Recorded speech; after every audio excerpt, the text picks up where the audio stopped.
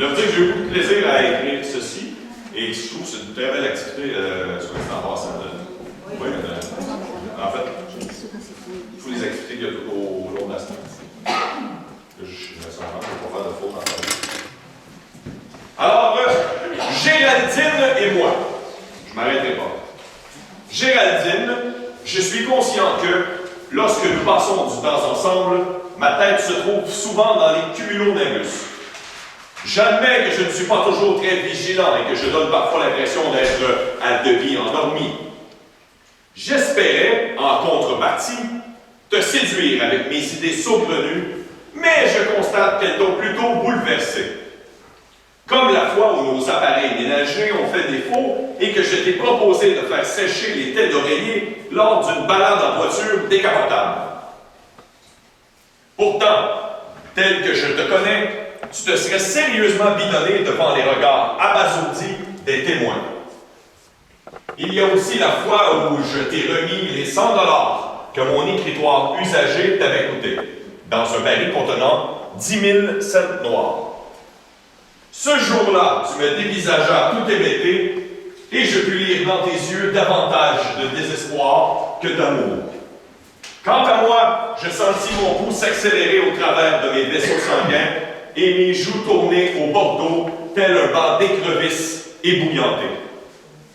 Passais-je pour un imbécile?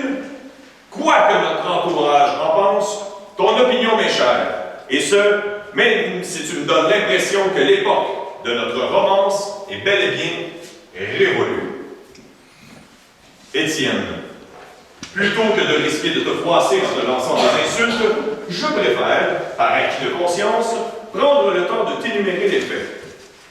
J'ai bien dû échafauder quelques 2 millions de versions avant de trouver les mots justes et le courage de m'ouvrir à toi.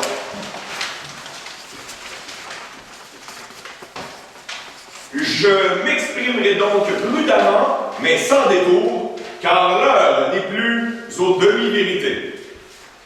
Soit nous nous sommes déjà parlé de nos nombreux différends. Quels que soient les billevesées et les calembours, c'est moi qui tourne, que tu m'aies donné à entendre. Et ta fâcheuse tendance à faire de l'esbrouffe. Il va de soi que c'est ta trop grande assurance qui m'exaspère le plus. Tu es toujours si catégorique. Je me souviens d'ailleurs de cette série de musées qu'on t'avait suggérée et que tu m'avais forcé à visiter. Nous observions les œuvres accrochées au mur et tu prétendais que les orteils d'un des sujets étaient écrus ou ivoires, alors que j'y voyais plutôt de toute autre couleur. S'en était suivi des éliminatoires enflammés sur toutes les nuances de grège. Tu es de loin l'homme le plus têtu qui soit. Le fruit mûr que tu étais à nos débuts me semble désormais beaucoup plus sûr. Géraldine et Étienne, je tiens tout d'abord à vous féliciter de recourir à un médiateur pour apaiser vos discordes.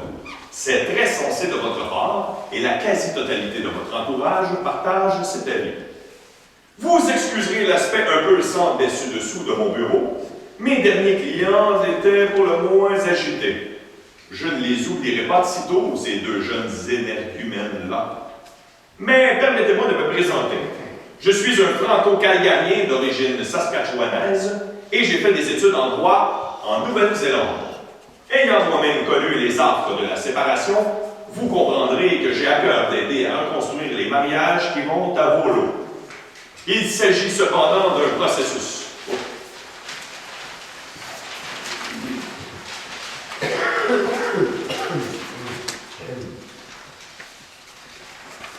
Il s'agit cependant d'un processus qui peut être laborieux et nous n'en arriverons pas à un consensus aujourd'hui.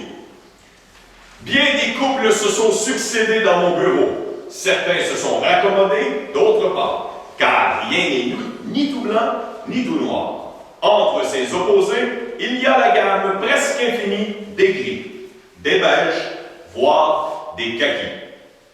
Chaque opinion peut être teintée et l'ambiguïté fait partie des relations amoureuses. Allez, je sais bien que ce n'est pas demain que l'on publiera vos ventes, mais vous ne voudriez tout de même pas que plus tard on dise de vous, ils ne vécurent guère heureux et n'eurent pas beaucoup d'enfants.